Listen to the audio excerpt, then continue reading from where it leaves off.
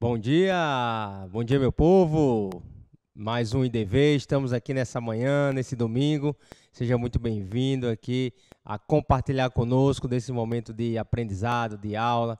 É sempre um momento maravilhoso para nós da Igreja Batista Cidade Jardim. Estamos aqui no domingo pela manhã com você aqui conectado. Muito bem-vindo para você que está aqui nessa manhã. Estamos aqui no canal da nossa igreja e hoje nós vamos dar início a uma nova jornada aqui. Vamos estudar os livros de Esdras e Neemias. Então, se prepare, abra aí a sua Bíblia, pegue aí o seu material. Nós vamos começar agora essa jornada. Então, o tema da nossa aula de hoje é esse aí: restaurando a nação eleita. Eita, Digão, por que isso? Nós vamos entender através dos livros de Esdras e Neemias, né? Tudo o que ocorreu com o povo de Deus naquele período, né? A restauração, depois que o povo voltou do cativeiro lá da Babilônia. Então, esse é mais ou menos o contexto, é isso que nós vamos aprender aqui. E na aula de hoje nós vamos dar um panorama meio que geral dos dois livros, né? O contexto histórico, falar um pouquinho sobre esses dois líderes que Deus levantou, Esdras e Neemias, e foram tão importantes na história do povo de Israel. Então, o povo lá da nação de Judá. Então, venha conosco, seja bem-vindo. Vamos para mais essa aula aqui do nosso IDV. Então, antes de entrar propriamente no livro, vamos falar um pouquinho do contexto histórico, né? Tudo que está em torno ali, o que está em volta, o contexto sempre é importante a gente olhar, de a gente aprender, porque isso vai nos dar um norte e a gente vai se situar aqui, né, em toda essa história. O contexto está lá no livro de Crônicas, né? Então, você vai ver que no final de 2 Crônicas está todo esse início da história de Esdras e Neemias, né? Que é o retorno do cativeiro. Então, 2 Crônicas 36, de 11 a 21, como está aí, foi onde tudo começa. Estamos no reinado do rei Ezequias, que foi o último rei de Judá. Então, estamos ali no finalzinho do período dos reis. O rei Ezequias, o texto fala claramente no versículo 12 que ele fez o que o Senhor reprovava. Então, Ezequias foi um rei que não quis estar sobre a orientação de Deus, observando os seus decretos. Então, ele fez o que o Senhor reprovava. Ele foi infiel a Deus e também não só a Deus, mas ao próprio rei da Babilônia.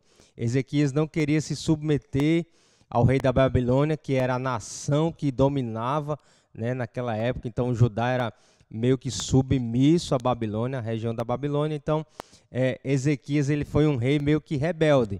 E aí a idolatria começou a se alastrar no meio do povo, a nação de Judá começou a adorar outras coisas, a adorar outros deuses que não o Senhor, o Deus de Israel. Então, e desde o início, quando Deus convoca esse povo, ele deixa muito claro, meus irmãos, que ele não aceita a idolatria, ele não divide a sua glória com ninguém.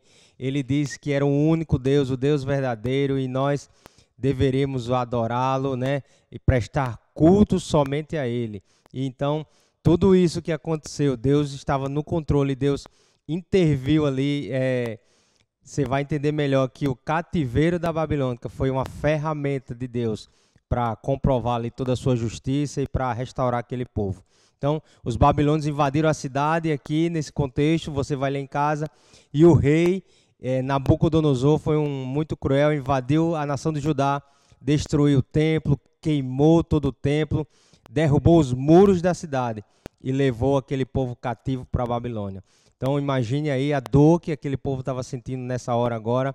O templo, a referência, o lugar onde Deus se manifestava, onde Deus habitava, foi destruído. Então, o povo ficou sem referência assim religiosa, né?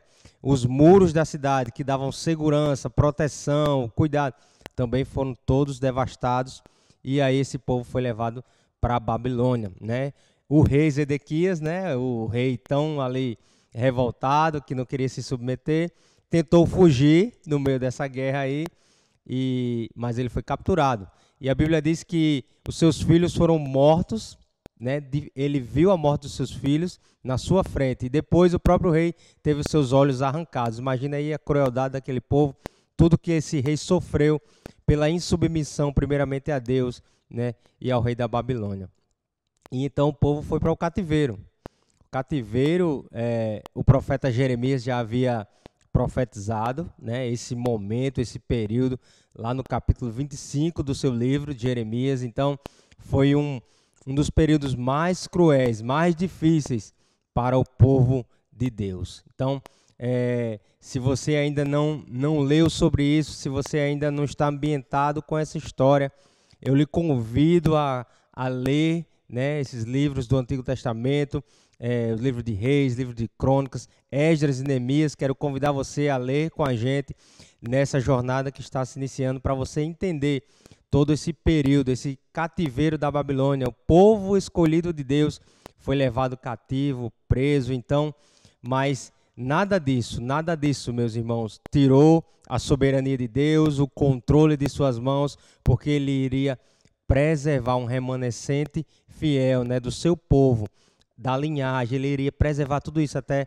a vinda do Messias, né, que está contemplada lá nos evangelhos, na pessoa de Jesus. Foi um período de disciplina de Deus para o seu povo.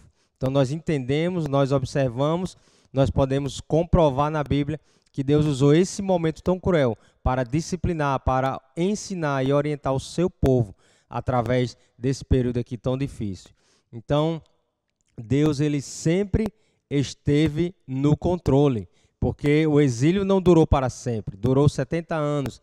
É muito tempo? É sim, muito tempo, principalmente para quem está preso, para quem está recluso, para quem está ali sendo escravizado ali por outra nação. Nós, nos dias de hoje, estamos, né, meio que isolados em casa ainda, alguns no trabalho, alguns em home office total, alguns só saem para vir na igreja e volta, mas estamos assim meio que com a nossa liberdade privada. Já é ruim, imagina 70 anos preso, 70 anos que você, como povo, não tem a liberdade, você perdeu a referência religiosa. Então, houve muita coisa negativa, mas entendemos que Deus esteve no controle e esses exilados, eles foram libertados. Preste atenção, porque Deus, ele utilizou um rei pagão, o rei Ciro, que governava a Pérsia, para cumprir os seus propósitos eternos. Lá em 2 Crônicas 36, onde a gente começou a ler, já no final, vai contar um pouquinho dessa história. No 22, no 23, diz assim, ó: no primeiro ano do reinado de Ciro, rei da Pérsia, para que se cumprisse a palavra do Senhor, tocou no coração de Ciro, o rei da Pérsia, para que fizesse uma proclamação em todo o território de seu domínio e a pusesse por escrito. Aí diz assim, ó: assim declarou Ciro, rei da Pérsia: o Senhor, o Deus dos céus, deu-me todos os reinos da terra e designou-me para construir um templo para ele em Jerusalém, na terra de Judá. Quem dentre vocês pertencer ao seu povo, vá para Jerusalém, e que o Senhor, seu Deus, esteja com ele. Meus irmãos, Deus utilizou Ciro, rei da Pérsia.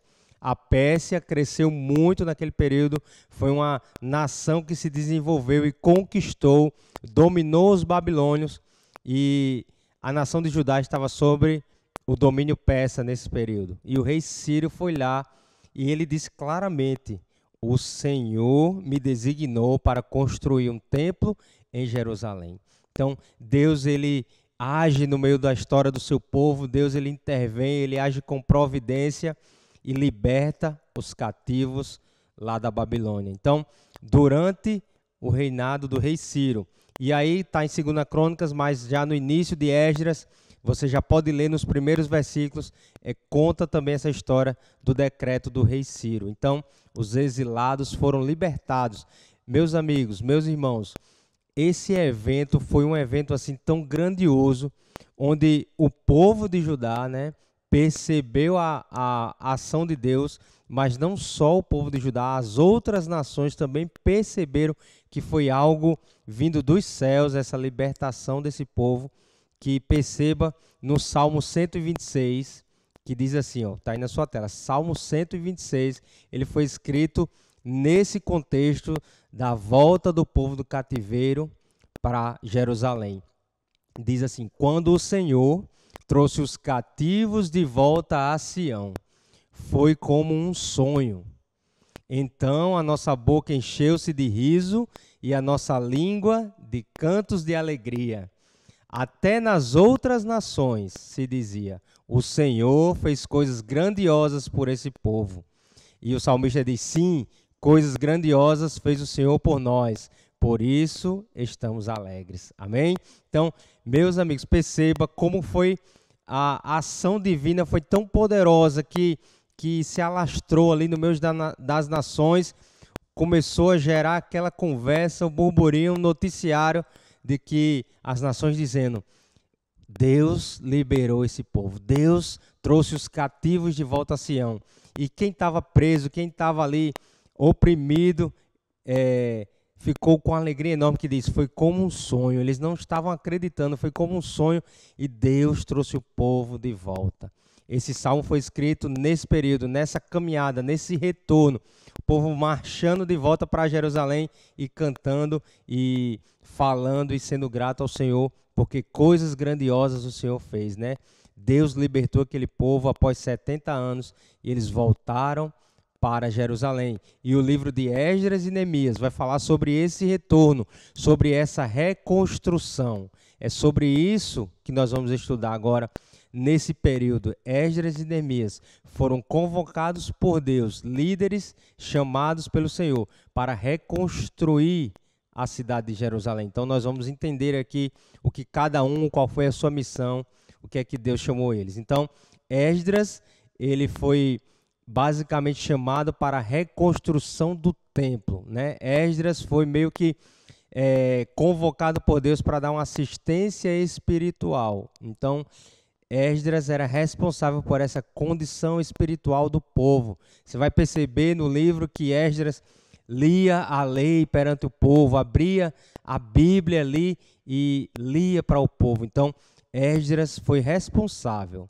por essa missão tão preciosa de reconstruir aquilo que o povo tinha perdido, a referência de Deus, a referência religiosa, a referência de culto, a referência de adoração, que era o templo. Então, Esdras foi convocado por Deus para essa reconstrução. E a gente vai ver, na medida que você for lendo o livro de Esdras, você vai perceber essa chamada dele, essa reconstrução do templo. E Neemias, né, a gente vai entender aqui que ele veio um pouco depois. Neemias era mais jovem, foi chamado posteriormente por Deus para retornar a Jerusalém e foi o responsável por liderar e conduzir o povo na reconstrução dos muros da cidade.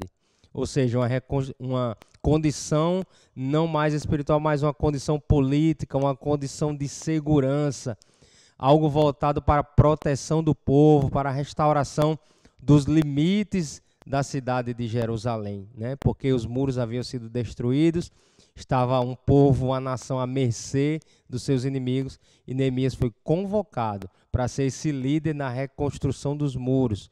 E aí você vai ver a história em todo o livro de Neemias. Nós vamos acompanhar aqui nos próximos domingos, né, o destrinchar desses dois livros. E aqui nós temos um princípio bíblico, né, intrínseco aqui, que eu gostaria que você prestasse muito bem atenção. No reino de Deus, as coisas acontecem de dentro para fora. Perceba, de dentro para fora. Primeiro, Esdras foi convocado para reconstruir o templo, para trazer uma condição espiritual, para que o povo retomasse o seu momento ali de adoração, de louvor a Deus. Não somos governados por ensinos ou conveniência política, mas sim por princípios bíblicos. Então, primeiro se reconstruiu o templo e depois os muros da cidade. Então, Deus foi fazendo uma restauração ali de dentro para fora, né? Da mesma forma, nós podemos fazer essa associação com quando temos aquele encontro pessoal com Jesus, ele nos reconstrói de dentro para fora. Primeiro nós temos a mudança interior, né? Quando Jesus se encontra com Nicodemos, ele diz: necessário é nascer de novo. E Nicodemos: como assim nascer de novo? Pode um homem voltar ao ventre da sua mãe? E Jesus diz: necessário é nascer de novo, ou seja, nascer da água e do Espírito. Então, é uma reconstrução interior, uma restauração, uma mudança de vida. E em seguida, nós mudamos as nossas atitudes, o nosso exterior, as nossas ações, né, o nosso falar, o nosso vestir, se for o caso. Então, no reino de Deus funciona dessa forma. É um princípio bíblico. Deus, ele trabalha, meus irmãos, dessa forma, não de fora para dentro, não do que é menos importante para o mais importante, mas Deus trabalha no que é essencial, que é o nosso interior, para depois mudar o exterior. E qual era a situação histórica, né? Já que nós vamos hoje só dar esse panorama do livro, nós só vamos aqui passar aqui meio que com uma visão superior de tudo, né? Então, qual era a situação histórica? Quais foram as causas do exílio, primeiramente? Quais as causas? Primeiro, a desobediência a Deus. O povo foi desobediente. Se lembra que no início nós vimos que o rei era insubmisso, o rei não queria se submeter ao Senhor, então ele foi desobediente. E aí o povo pagou esse preço por não estar em obediência aos mandamentos de Deus. E lá no exílio foi a disciplina, foi a correção, foi a educação de Deus para o seu povo, né? Foi ali o castigo que Deus agiu ali, foi justo. E vamos cá, vou recolher vocês aqui para vocês aprenderem e depois voltar. E a outra causa foi a idolatria, as contendas, as divisões, né?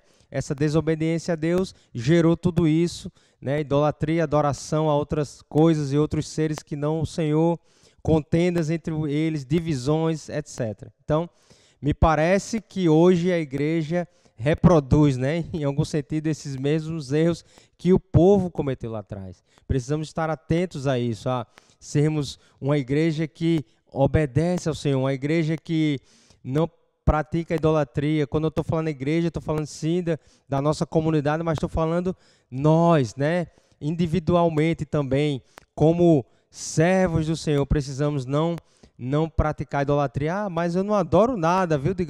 Eu não tenho nenhum altar aqui na minha casa. Mas a gente precisa olhar para dentro. E o que é que está tomando o lugar de Deus na minha e na sua vida? Isso pode estar sendo um lugar de adoração, uma idolatria contra o nosso Deus. E pode ser qualquer outra coisa que esteja tomando a nossa frente, né? Os nossos pensamentos, o nosso lugar de adorar a Deus. Seja a minha família, seja a minha igreja, seja o meu trabalho. Então vamos ficar atento quanto a isso, para que a gente não venha reproduzir toda essa desobediência que o povo cometeu lá atrás. Segundo aspecto da situação histórica, foi a experiência que aquele povo teve no cativeiro. Teve coisas boas, teve coisas ruins também. Então, eu vou colocar aqui as negativas primeiro. Experiências negativas. O que é que foi ruim o povo passar pelo cativeiro? Primeiro, a dispersão da família, né? A família hebreia foi dispersa, começou a se misturar com os babilônios e não era mais aquele povo judeu separado, né? Uma nação que Deus tinha escolhido, mas começou a se dispersar e a se perder ali no meio do cativeiro. Perderam também a convivência, os benefícios espirituais, porque não tinha mais a referência do templo, então perderam todo o aspecto do culto, né? Claro que o ensino se manteve, alguns se mantiveram ali fiéis, o ensino, né, passado de pai para filho, de geração em geração, mas a essência ali, os benefícios de estar em comunidade, em igreja, eles perderam. E o grande estrago também foi no patrimônio histórico daquela nação, artístico, patrimônio moral, patrimônio espiritual. Eles perderam tudo isso porque estavam ali em uma nação onde eles eram simplesmente escravos, né, daquele povo, eles não tinham essa liberdade. Mas também tivemos experiências positivas. Primeiro, eles aprenderam que a palavra de Deus não falha, que Deus ele é justo, que Deus ele honra e ele cumpre aquilo que promete. Primeiro, ele disse que se houvesse desobediência, ele iria tratar, eles iriam, né, para o cativeiro ali, e isso aconteceu. Então o povo ficou ali, opa, Deus não é homem para que minta, né? Deus é um Deus verdadeiro. E segundo aspecto, houve a disseminação religiosa, né? Eles perderam um pouco do convívio, né? Como a gente viu aqui, da comunidade, mas a disseminação aconteceu, né? Um ia falando para o outro e não se deixou meio que perder a essência do ensino lá de Moisés. Então, e também aprenderam uma arte nova, a arte do comércio, aprenderam a negociar, aprenderam a essa outra atividade que serviu de sustento e não somente a agricultura, como eles eram lá atrás. E foram disciplinados, né? Foram ensinados por Deus. Deus tratou aquele povo em meio à dor e ao sofrimento, em meio à prisão, vamos dizer assim, Deus tratou. Então, Deus pode usar momentos ruins que eu e você poderemos passar, o que já estamos passando, para nos tratar, para nos educar, para nos trazer de volta para um relacionamento com o Pai. E o terceiro aspecto, né, dessa situação histórica foi a volta do exílio, ou seja, a libertação do povo. O que é que tem de tão especial aqui? Que o exílio, meus irmãos, não significou o abandono de Deus. Deus jamais abandonou seu povo. Ah, mas o povo foi escravo, estava no Egito, no Egito não, na Babilônia, o povo estava ali, né, no cativeiro, e poderiam muitos se perguntar, e cadê Deus no meio da história? Deus permanece soberanamente no seu trono ali, então Deus não abandonou o povo, foi apenas uma lição, uma resposta à desobediência. Então, muitas vezes, a gente precisa olhar para nós e refletir na minha desobediência, né? Aí de repente parece que Deus sumiu, cadê o Senhor? Mas na minha desobediência eu me afasto de Deus. Então não é Deus que sumiu, Deus continua lá, soberano, de braços abertos, e não foi um abandono. Deus estava no controle, e é tanto que usou um rei pagão para emitir um decreto e libertar o povo no tempo dele, no tempo correto, no tempo assim que Deus destinou. E Isaías já havia profetizado esse retorno, então não foi algo que Deus deixou para lá, não. Deus já havia comunicado ao povo, mas os reis se revoltaram, o povo se rebelou, foi para o exílio, mas a libertação já estava prevista, porque Deus assim já havia anunciado por meio dos profetas. Então foi algo muito especial, essa libertação do povo de Deus, porque aí continua a história do povo e vai até a linhagem chegar em Jesus Cristo, que é o Messias tão prometido. Voltei aqui, então. E qual era o papel desses líderes, né? Então, já que a gente vai estudar sobre Esdras, sobre Neemias, vamos conhecer rapidamente aqui sobre eles. Quem eram esses homens, quem foram eles aqui no papel durante o povo de Deus. Eles eram homens honestos e fiéis a Deus, fiéis ao rei e aos seus compatriotas. Então eram homens que tinham uma boa índole, eram homens de caráter, homens que eram bem referenciados ali no meio do seu povo. Eles gozavam de privilégios na corte do rei, tanto Esdras como os Neemias.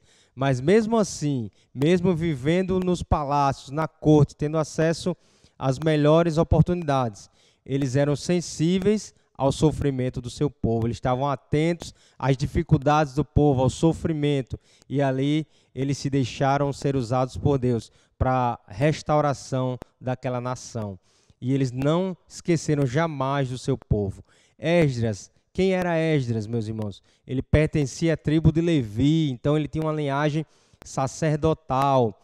O que era isso? O seu pai era o sacerdote Seraías. Seraías, esse sacerdote, a Bíblia conta que ele morreu quando Nabucodonosor invadiu Jerusalém, né, e fez todo o estrago. O pai de Esdras morreu, então Esdras foi para o cativeiro, órfão, sem o seu pai, mas mesmo assim ele era um jovem, um homem que tinha princípios, que obedecia a Deus, era influente e se deixou ser usado, né? Não, as circunstâncias não vieram interferir a Esdras estar no centro da vontade de Deus e a cumprir aquilo para que ele foi chamado, a sua vocação. E Neemias era mais jovem, ele já nos parece, né, ao ler todo o texto bíblico, que ele nasceu lá já na Babilônia, no meio do cativeiro. Então Neemias nasceu ali, ele não existia antes, já nasceu lá com o povo sendo escravo. Ele era um jovem de qualidades morais e espirituais invejáveis. E também gozava de muito prestígio, principalmente perante o rei Artaxerxes. Então, eram pessoas que por viverem, terem um relacionamento de obediência a Deus, eles se destacavam. E por isso Deus usou dessa influência, desse destaque deles para os chamarem, fazerem dele líderes no meio dessa restauração. E olhando para os livros, para a gente fechar aqui, já vimos a situação histórica, já vimos os motivos, os benefícios e os malefícios do cativeiro, já conhecemos quem foram os líderes, quais são os temas religiosos que contém nesses dois livros. Primeiro, é uma continuidade histórica do povo. Isso é muito importante, porque Deus, o povo de Deus, ele tem uma história, ele tem uma tradição, e simplesmente não foi o exílio que acabou com isso. A gente pode observar que Deus, ele manteve, né? Então nós podemos entender que a descendência desde Abraão, que foi o patriarca, e foi chamado por Deus com o propósito de ser bênção para o mundo. Abraão teve esse chamado, e Deus prometeu que a partir de Abraão, né, a descendência de Abraão seria muito forte, seria essa descendência escolhida por Deus. Então, essa continuidade existe no livro de Esdras e Neemias. Então, para assegurar isso, Deus levantou justamente esses dois homens para que não se rompesse essa história, esse propósito. E só um parênteses aqui, meus amigos, é importante demais a gente, ao ler a Bíblia, entender as histórias, perceber que elas estão conectadas, interligadas, e que existe um fio condutor em toda a história da Bíblia, em toda a história que está contada na Bíblia, né? Deus se revelando do início ao fim, trazendo a história da redenção do seu povo, né? E hoje da sua igreja. Então, isso é muito importante, continuidade histórica daquele povo. Segundo, a pureza religiosa. Sim, Esdras reordenou o povo de acordo com a lei de Deus. Alguns poderiam ter perdido, poderiam ter sido influenciados pelos babilônios, pelos persas, com outras religiões politeístas que adoravam vários deuses. Então Esdras trouxe de volta essa pureza, ou seja, ele promoveu o assentamento por família, de acordo com a linhagem. Ele foi reorganizando o povo de Deus ali. Ele acabou com o casamento misto, onde o povo de Judá estava se envolvendo com as outras nações, e isso Deus tinha proibido lá atrás, que o povo deveria se preservar, que jamais eles deveriam se relacionar e se casar com mulheres de outras nações. Então, Esdras promove essa restauração também, e dessa forma a nação ali, ele buscou que fosse próspera, fosse uma nação saudável. E também podemos perceber, por fim, os meios da graça. Deus usou de graça, meus irmãos. Graça é algo, favor de Deus que nós não merecemos, é algo que Deus nos presenteia, é um presente de Deus para nós, como foi para aquele povo. Ou seja, foi completamente vontade de Deus, soberana de Deus, restaurar aquele povo, trazer de volta a liberdade para o lugar onde Deus o tinha reservado, para reconstruir aquele templo, para mostrar que Deus estava ali soberanamente. Então foi graça. E sem a orientação de Deus, eles não teriam cumprido essa missão, né? O poder e a força não estava nas habilidades de Esdras e Neemias, mas na soberania de Deus. E eles usaram alguns meios da graça, como, por exemplo, leitura da palavra, né? Esdras e Neemias, você pode ver em Neemias 8, Esdras lendo ali a Bíblia para todo o povo. Também eles usaram a oração como um meio muito forte, uma ferramenta essencial, está lá em Esdras capítulo 9, adoração a Deus. Então foi restaurado o culto no templo, foi restaurada uma vida de adoração ao Senhor. Esdras 9 também conta isso. E por fim, uma autorização legal do rei que lhes garantia a liberdade.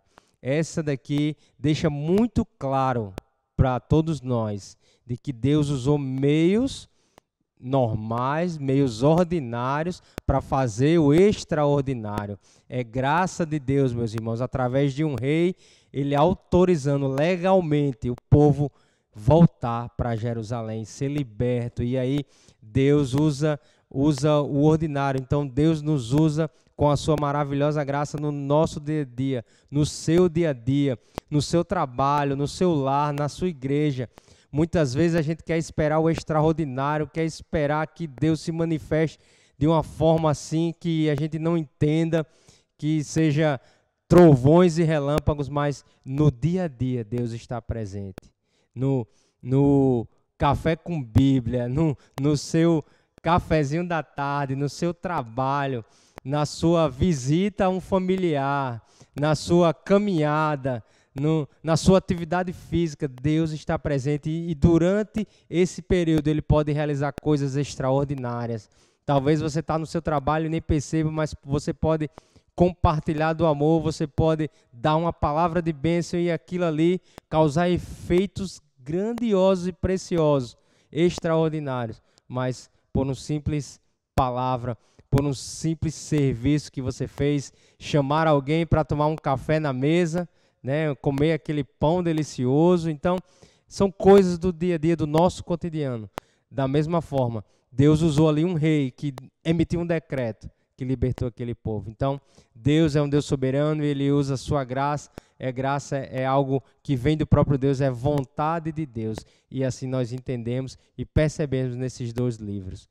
Para a gente finalizar essa aula de hoje, para a gente fechar aqui esse assunto, esse panorama geral, porque vamos aprofundar, né, os demais professores vão estar aqui aprofundando, vamos entrar nos dois livros aí. Então hoje foi só esse panorama e a nossa conclusão é essa. Assim como Esdras e Neemias, nós, né, eu e você, também vivemos um tempo e em um país corrompidos pelo pecado. Esdras estava lá, né, quando o povo desobedeceu e foi cativo. Neemias já nasceu num lugar onde o povo estava cumprindo uma pena, vamos dizer assim, pela sua desobediência. Então, o povo era corrompido pelo pecado. Nós também vivemos nesse lugar, né? Um mundo corrompido, uma nação corrompida, porque o mundo jaz no maligno. Mas mesmo assim, eles, Esdras e Neemias, não se deixaram corromper, né, por aquilo que eles estavam vivendo. Mesmo sendo líderes escolhidos por Deus para conduzir o seu povo, eles eram pessoas comuns. Não era porque Deus os chamou que eles eram os super, né, reis, super líderes, super crentes. Não, meu irmão, pessoas comuns, pessoas da comunidade, pessoas que estavam ali no convívio, no dia a dia. Mas qual era o diferencial? Eles eram servos do Senhor, piedosos. Então, para mim e para você fica essa lição, que pessoas comuns podem sim fazer coisas extraordinárias no reino de Deus. Basta a gente ser um servo piedoso. Basta a gente se colocar à disposição. Basta você colocar o Senhor Deus no seu devido lugar, né, de centralidade da sua vida. E o outro, o próximo, até mesmo como superior a você mesmo. E segunda conclusão nossa aqui, certamente que esses dois líderes tiveram que ter a pureza religiosa e também experimentar a graça de Deus. Sim, eles precisaram disso, né, de uma vida de pureza, uma vida de piedade e também experimentar a graça de Deus em sua vida. Tenho certeza que eles passaram por diversos momentos na reconstrução do templo, na reconstrução dos muros, que foram simplesmente dias de graça de Deus. Eles poderiam finalizar um dia daquele e dizer, foi graça de Deus, né? Mais um dia, uma fileira do muro reconstruída, mais uma parede do templo reerguida. Então, eles ajudaram o povo a se reerguer. Da mesma forma, Deus também pode nos chamar, Deus pode chamar você que está aqui conectado, que está aí na sua casa assistindo conosco dessa aula. Ele pode chamar pessoas simples como nós. Aqui na nossa igreja, meus irmãos, temos vários exemplos, né? Eu, você, Fabiano, que está aqui no apoio da mídia, o pastor Samuel, que coordena o IDV, são pessoas simples, pessoas do nosso convívio, pessoas do dia a dia. Olhe para o seu PGM, olhe para o seu líder de PGM, pessoas simples que trabalham todos os dias, que compartilham, mas Deus usa essas pessoas de forma tremenda, porque eles estão disponíveis para aquilo que Deus quer fazer, ou seja, são servos piedosos. E essa é a questão que fica para a gente encerrar essa aula. eu e você temos sido servos piedosos ao Senhor.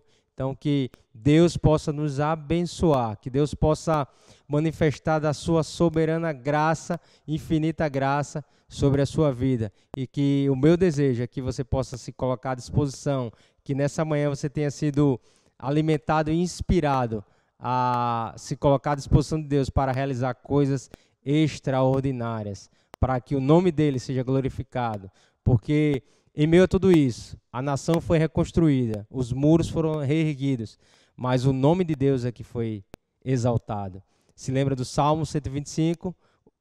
As outras nações diziam, grandes coisas fez o Senhor por nós. Então, o povo reconheceu que foi Deus quem operou ali. Então, que Deus te abençoe, tenha um excelente dia, uma excelente semana na presença desse Deus. Muito obrigado.